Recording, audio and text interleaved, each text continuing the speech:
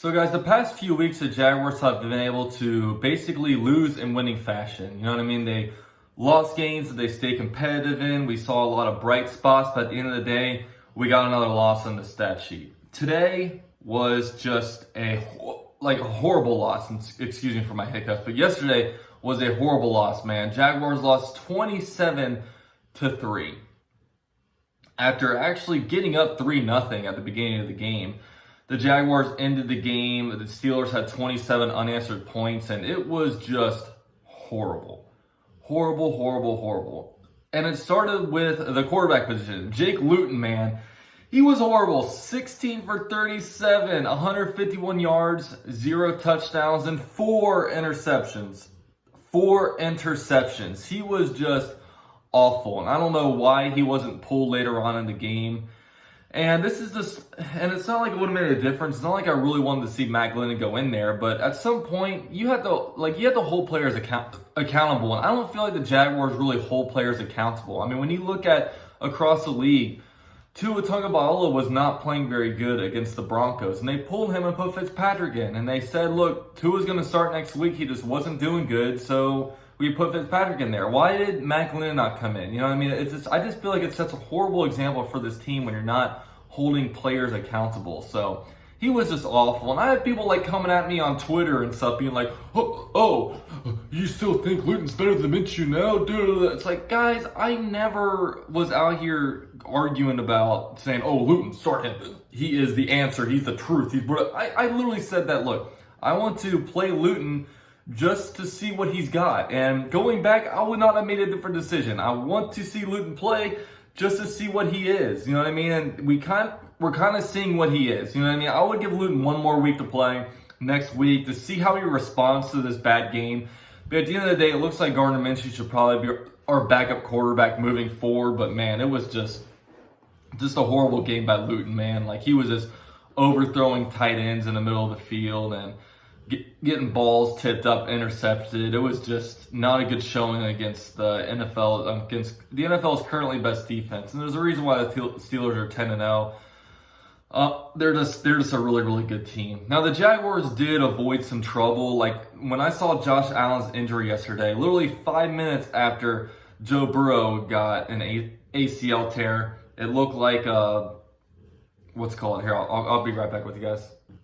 Sorry guys, got a call from work. Don't they know that I'm over here making videos? Come on now. But yeah, the Jaguars, it looked like Josh Allen did go down for injury, and I was like, dude, he was holding his knee, he was writhing in pain, he couldn't get any weight on his leg as he was getting off the field. I was just expecting the worst. It just looked like at the very least an ACL tear, but Ian Rappaport tweeted out today that it actually looks positive, that it's not a long-term type of thing. He should only miss not that much time, and it actually looks not that bad. So, man, what a break that would be. And look, I don't care what it is. I don't care if he can play next week. I say we just ice him, man.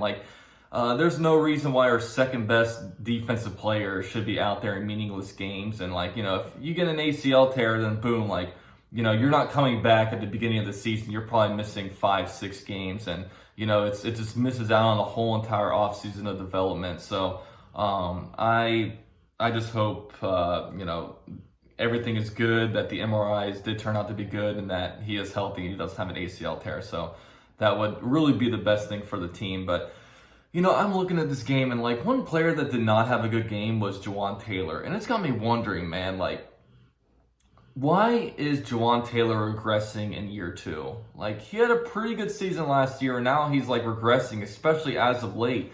And it's got me wondering, man, a lot of the Jaguars players seem to regress. We're always regressing, never turning up. We're always regressing. And, everyone says, oh, Miles Jackson being improved. He was playing a whole different position. He's playing a position that's more fitted for his athleticism.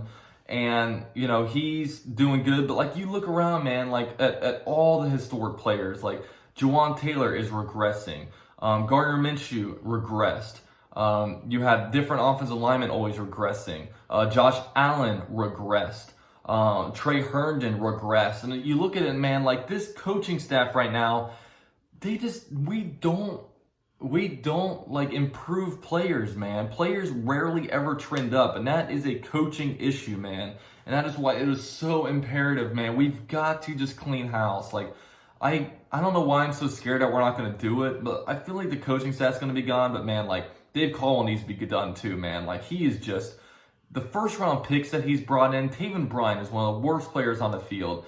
Clavon Chason just not. If we know we're going to run a 4-3, why are we drafting Clavon Chason? You know what I mean? Like we're not, fitting players to the scheme. I mean, you look at it, man. Like drafting Leonard Fournette when he could have drafted like Dalvin Cook, Kamara, all these different guys, and like Christian McCaffrey. But not only that, you didn't draft the quarterback. So it's like, man, like I know that's a whole different issue, but the Steelers they are able to make players progress in their career, and the Jaguars they just simply aren't, man. And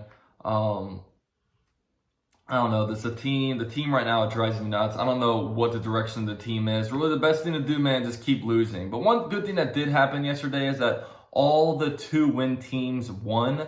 So the Jaguars, even if they go 1-5 down the stretch, we're guaranteed at the very least a number 2 spot. So we do have a game of wiggle room to go out and hopefully get our quarterback. Because, man, this game just made me, I was sitting there watching it, 4 interceptions.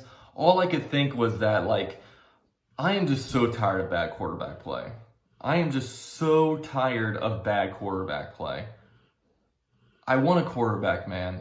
Like, we're never going to get better if we don't have a better quarterback, and that's what this year is all about to me. Keep losing. Hopefully that opens Shad Khan's eyes. Shad Khan, congratulations, got his 100th loss as an owner. I think he was the second fastest to get to that mark as an owner. It's been horrible. He's been horrible, and I'm hoping that he's watching these games just as disgusted as we the fans are. So, the Jaguars do lose. We have 6 games left. This is all about, man, let's just get the season over with. Move on. Let's watch some good playoff games, and hopefully we can, see some movement in the front office and the coaching staff, and because this is just disgusting, man. Just absolutely disgusting. But let me know some of your guys' thoughts of the game. I thank you guys all so much for joining my live stream yesterday. It was fun, I would say. I mean, I think the game didn't end fast enough, but we were down very, very quick. But thank you guys so much for watching. Go Jags.